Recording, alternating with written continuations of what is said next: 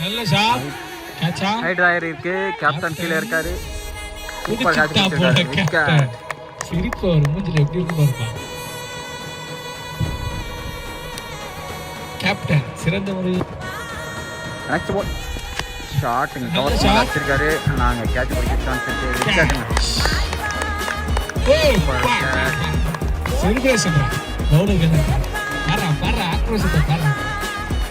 சிரிப்பு புன்னகை மட்டும் மலர்ந்தே ஷாட் அடிச்சிருக்காரு. அங்க கேட்ச் பிடிக்க சான்ஸ் இருக்கு. விக்கெட்.